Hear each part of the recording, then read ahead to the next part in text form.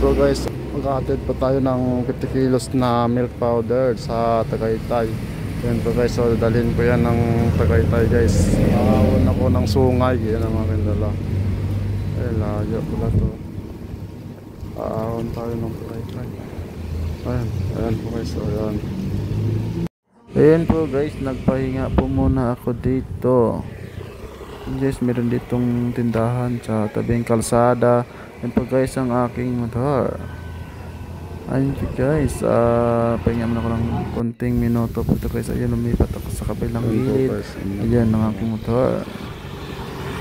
Alam ko video guys. Ayun, meron dito nakakit sa may pader at saka nagbe-video guys. Ayun guys, ang ganda na mga tanawin guys. So may mga ulap po guys.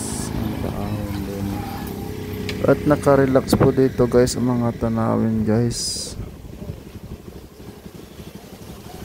Ayan po guys, ayan po guys ang daan pa kita dito na sa bandang gitna.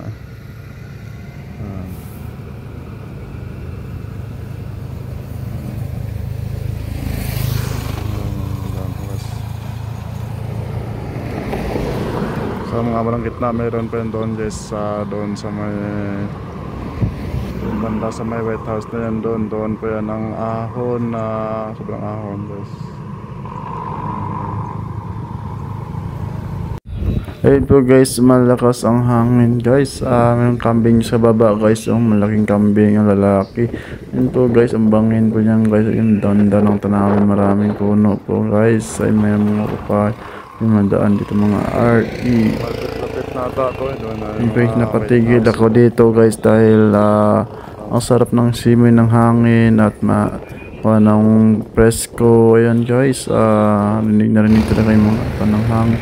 Ito guys, dito na ako ngayon guys sa taas guys ng Tagaytay place. Natanaw po ka dito guys ang Taal Lake at yun guys, ang Taal Mayon guys. So yan, ayun po guys, mga puno pala sa baba guys, yung mandamuhan guys. So yun guys, sinasum ko yan guys para makita nyo guys.